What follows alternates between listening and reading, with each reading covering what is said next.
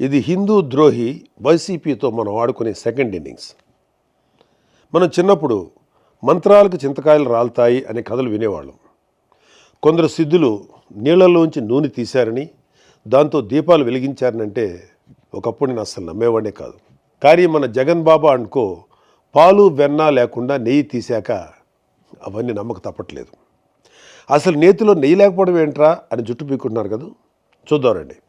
ఒకళ్ళని చాలా మంచి హెల్దీ, హైజీనిక్ అండ్ ఆర్గానిక్ భోజనం వండి పెడతాను అని చెప్పి ఇంటికి పిలిచి అందుకు చాలా డబ్బు కూడా తీసుకొని మార్కెట్లో చీప్గా దొరికే నకిలీ బియ్యం, కెమికల్స్ నిండిపోయిన సరుకులు, ప్రమాదకరమైన ఎసెన్స్తో ఉన్న పచ్చళ్ళు లాంటివి వేసి భోజనం పెట్టి ఏదో ఒకటి భోజనం అయితే పెట్టాను కదా, భోజనం పెట్టకుండా మోసం చేశానా అని దబాయిస్తే అలాంటి వాడిని మీరు ఏమంటారు?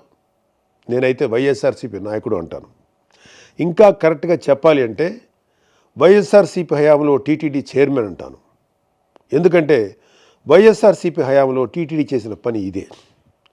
చుక్క పాలు కానీ బొట్టు వెన్న కానీ లేని ప్రమాదకరమైన కెమికల్స్తో ఫేక్ గీని 60 లక్షల కేజీలకు పైగా స్వామివారి డబ్బుతో కొని ప్రసాదం తయారు చేసి భక్తులకు పంచిపెట్టారు. ఎంత పాపం, ఎంత ద్రోహం ఇది! ప్రభుత్వ సొమ్ముతో ఎలాగూ వైఎస్ఆర్సీపీ అవినీతి చేసింది.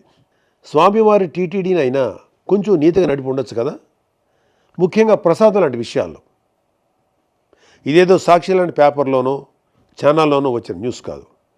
సుప్రీంకోర్టు ఆర్డర్స్తో నియమించబడ్డ స్పెషల్ ఇన్వెస్టిగేషన్ టీం సిట్ 1.5 సంవత్సరం పాటు దేశం మొత్తం తిరిగి జల్లెడ పట్టి కనుక్కున్న విషయం. పాలు వెన్న ఏమాత్రం లేకుండా పూర్తిగా కెమికల్స్తో, రకరకాల ఆయిల్స్తో, చెత్త ఎసెన్స్లతో తయారైనటువంటి నెయ్యిని స్వామివారి ప్రసాదమైన తిరుమల లడ్డూకి వాడారు. దైవభక్తి, పాపభీతి ఏమాత్రం లేని వాళ్ళే ఇలాంటి దారుణాలు చేయగలరు. మన సనాతన హైందవ ధర్మం ప్రకారం అజ్ఞానం వలనో పరిస్థితుల వలనో తప్పు చేస్తే అందుకు క్షమించవచ్చు.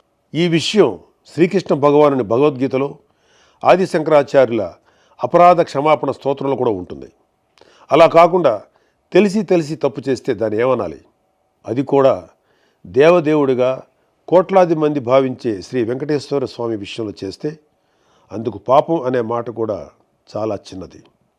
ఈ ఫేక్ నెయ్యిని కొనడం కోసం టీటీడీ చైర్మన్గా వైఎస్ జగన్మోహన్ రెడ్డి బాబాయ్ అయిన వైవి సుబ్బారెడ్డి ఉన్నప్పుడు 2020 ఫిబ్రవరిలో రూల్స్ని మార్చారు.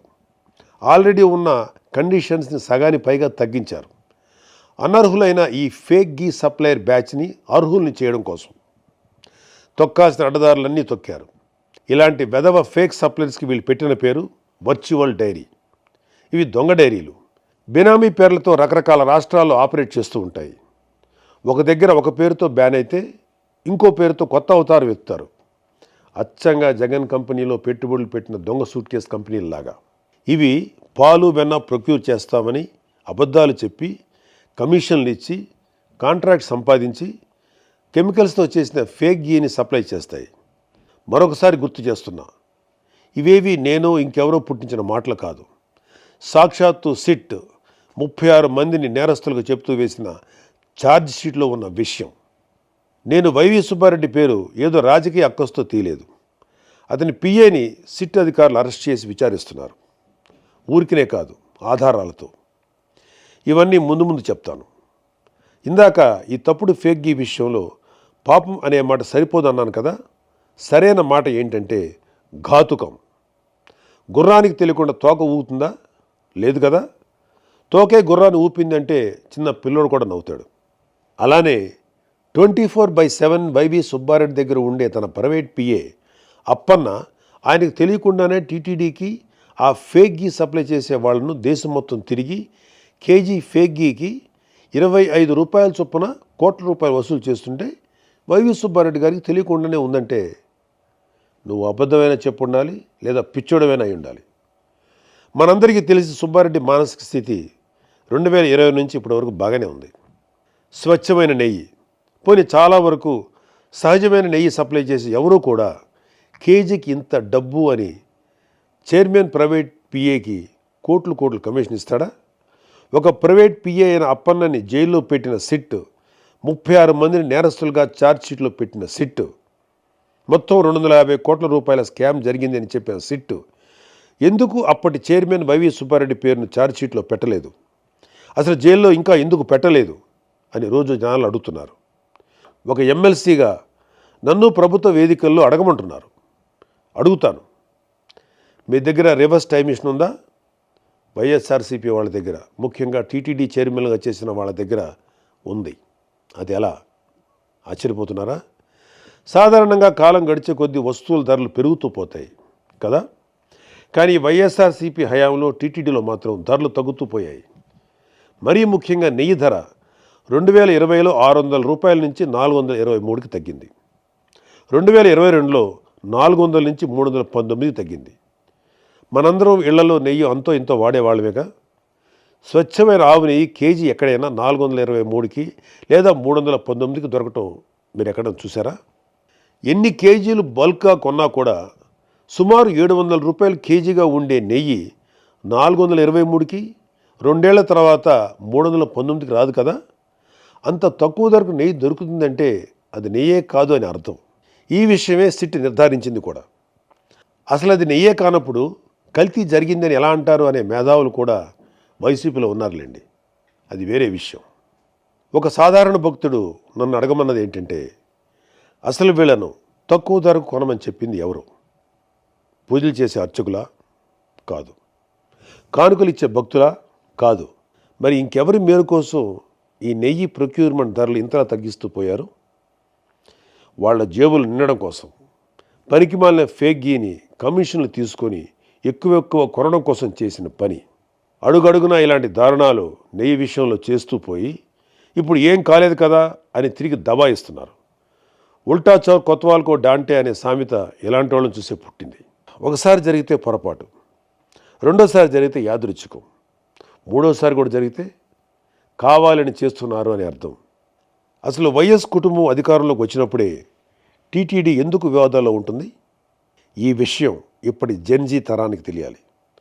అంటే కొంచెం గతంలోకి వెళ్ళాలి.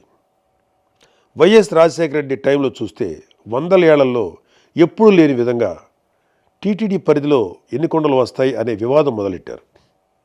అదేంటి, 7 కొండలు మనమే కదా, అసలు ఈ డిస్కషన్ ఏంటి అని హిందువులు కోప్పడితే అప్పుడు టీటీడీ పరిధిలోని 7 కొండలు ఉన్నట్లు వైఎస్ రాజశేఖర రెడ్డి జీవో ఇవ్వాల్సి వచ్చింది. నేను నాస్తికుణ్ణి, రేషనలిస్ట్ని అంటేనే వైసీపీ వాళ్ళు ఇంత గోల చేస్తున్నారే.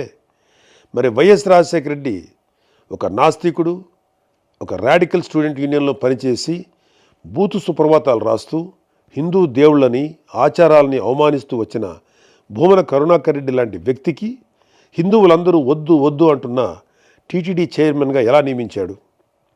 వైఎస్ జగన్మోహన్ రెడ్డి కూడా అధికారంలో ఉన్నప్పుడు అదే పని చేశాడు. అలాంటి ఒకసారి టీటీడీ చైర్మన్ చేస్తేనే హిందువులు బాధపడ్డారు. అలాంటి రెండోసారి కూడా చైర్మన్గా చేయడం ఎందుకు? హిందువులు బాధ పెట్టడం కోసమా? వైఎస్ రాజశేఖర రెడ్డి, జగన్మోహన్ రెడ్డి వంశపారంపర్యంగా క్రైస్తవులు. మనది లౌకిక దేశం. వాళ్ళ నమ్మకాలని గౌరవించాలి, తప్పకుండా గౌరవిస్తాం. వాళ్ళని అడిగేది ఏంటంటే, వాళ్ళ మత సంస్థలకి ఒక నాస్తికుణ్ణి, ఒక దైవదూషణ చేసేవాడిని చైర్మన్గా పెట్టి అలాంటి వాడి చేతికి మత సంస్థ డబ్బు, నిర్ణయాలు అప్పచెప్తారా? లేదు కదా. మరి టీటీడీ విషయంలోనే ఎందుకు అలా చేశారు? ఇలాంటి నిర్ణయాల వల్ల కదా ఇవాళ దారుణమైన కెమికల్స్తో, ఏవేవో ఆయిల్స్తో నిండిన ఫేక్ గీ టీటీడీ ప్రస్తావనలోకి వచ్చింది. గతం భవిష్యత్తుకు దిక్సూచి అవ్వాలి. ఎలాంటి వాళ్ళు వ్యవస్థలు నడిపించారనే విషయాలు ఇప్పటి తరానికి తెలియాలనే ఇవన్నీ చెప్తున్నాను తప్ప ఎవరిని నొప్పించడానికి కాదు. ఇప్పుడు వైఎస్ఆర్సీపీ వాళ్ళు చెప్పే అతిపెద్ద అబద్ధానికి వద్దాం. సిట్ తన ఛార్జ్షీట్లో ఆ ఫేక్ గీలో ఎలాంటి యానిమల్ ఫ్యాట్ లాంటి పదార్థాలు లేవు అని చెప్పేసింది అని వాళ్ళ నీలి మీడియాలో రాసుకుంటున్నారు, చెప్పుకుంటున్నారు. నిజంగా కొవ్వు లాంటి పదార్థాలు లేకపోతే సంతోషమే. కానీ ఇక్కడ మనం జాగ్రత్తగా నిజాలు తెలుసుకోవాలి, రాబట్టుకోవాలి. మరొకసారి ఇలాంటి తప్పు జరగకుండా చూసుకోవాలి. 2024లో ఎన్డీడీబీ సిఐఎల్ఎఫ్ నివేదికలో ఏముంది అంటే, నెయ్యి కల్తీ జరిగిన మాట వాస్తవం అని చెబుతూ అలా జరగడానికి 5 కారణాల్లో 4 కారణాలుగా beef tallow, pig fat, fish oil లాంటి పదార్థాలు ఉండటం అని స్పష్టంగా చెప్పింది. ఇప్పుడు వచ్చిన సిట్ ఛార్జ్షీట్లో ఎక్కడా కూడా ఎన్డీడీబీ సిఐఎల్ఎఫ్ నివేదిక తప్పు అని చెప్పలేదే. చెప్పుంటే మేము కూడా అమ్మాయి అనుకునేవాళ్ళం. సిట్ ప్రస్తుతం ఎన్డీఆర్ఐ ద్వారా చేయించింది లార్డ్ అంటే పందికొవ్వు టెస్ట్ మాత్రమే. అది కూడా 10% కంటే తక్కువ ఉంటే మేము చెప్పలేం అనిందే తప్ప ఇతిమిద్దంగా లేదు అని తేల్చలేదు. లేదు అని తేల్చుంటే మాకన్నా సంతోషపడేవాళ్ళు ఇంకెవరూ లేరు. ఇప్పుడు జరిగింది nuclear DNA based PCR test మాత్రమే. ఇంకా ఎంటీడీఎన్ఏ బేస్డ్ టెస్ట్ జరగాలి. ఎన్డీడీబీ రిపోర్ట్లో చెప్పిన అన్ని జంతు పదార్థాలకు జరగాలి. అప్పుడే ష్యూరిటీ, శాంక్టిటీ ఎస్టాబ్లిష్ అవుతాయి. పవన్ కళ్యాణ్ గారు కానీ, చంద్రబాబు నాయుడు గారు కానీ శ్రీ వెంకటేశ్వర స్వామి మీద అచంచల విశ్వాసం, భక్తి, గౌరవం కలిగిన వాళ్ళు. జగన్లాగా గౌరవం ఉందని చెప్పి డిక్లరేషన్ పైన సంతకం చేయని బాపుత కాదు. వాళ్ళిద్దరూ మాట్లాడింది ఎన్డీడీబీ సిఐఎల్ఎఫ్ రిపోర్ట్ ఆధారంగానే. అది ఒక జాతీయ స్థాయి సంస్థ అయిన ఆ రిపోర్ట్ని వాళ్ళు ప్రజలకు చెప్పారు. అంతే తప్ప ఎప్పుడో 2029లో వచ్చే ఎన్నికల కోసం 2024 సెప్టెంబర్లో ఆరోపణలు చేస్తారా? ఏమైనా అర్థం ఉందా? అసలు మన ప్రభుత్వం, ప్రజలు కోరుకునేది ఒకటే. అసలు ఎందుకు టీటీడీ రూల్స్ చేంజ్ చేసి అనర్హులకు కాంట్రాక్ట్ ఇచ్చింది అని, ఫేక్ గీతో ఎందుకు స్వామివారి ప్రసాదం తయారు చేశారు అని, స్వామివారి సేవలో ఉంటూ డబ్బు 250 కోట్ల స్కామ్ ఎందుకు చేశారు? ఇవన్నీ అపచారాలు కాదా? వీటిలో ఒక్కదానికైనా వైఎస్ఆర్సీపీ నాయకుల దగ్గర సమాధానం ఉందా? లేదు. ఎంతసేపు సిట్టు ఛార్జ్షీట్లో ఉన్న ఒక సగం టెస్ట్ రిపోర్ట్ని మాత్రమే చెప్పి తప్పించుకోవాలనే తాపత్రయం తప్ప జరిగిన పాపాల పట్ల చిన్న బాధ కూడా లేదు. అది ఇంకా దారుణం. సిట్టు మరింత వేగంగా, ఎఫెక్టివ్గా విచారణ, అన్ని రకాల టెస్టులు చేసి ఈ ఫేక్ గీ విషయంలో పాత్రధారులతో పాటు సూత్రధారులను కూడా అరెస్ట్ చేయడంతో పాటు శిక్షలు కూడా పడేలా చేయాలని ఎమ్మెల్సీగా కంటే ఒకటి సగటు భారతీయుడిగా కోరుకుంటున్నాను. నేను చివరిగా ఒకే ఒక మాట చెప్తాను. దేవదేవుడైన వెంకటేశ్వర స్వామి జోలికి వచ్చి ఆ దేవుడి సొమ్ము తిన్న వాళ్ళు ఎవరూ కూడా బాగుపడినట్లు చరిత్రలో లేదు. స్వామివారికి ద్రోహం చేసిన వైసీపీనే కాదు, మేము హిందువులమని చెప్పుకుంటూ ఆ పార్టీని వెనకేసుకొచ్చే ప్రతి ఒక్కడు తల్లి పాలు దాగి రొమ్ము గుద్దే హిందూ ద్రోహులే. ఈ మాట నేను నా ధర్మాన్ని గౌరవిస్తూ ఇతర ధర్మాలను ఏనాడు కించపరిచిన ఒక హిందువుగా, ఒక భారతీయుడిగా చెప్తున్నాను.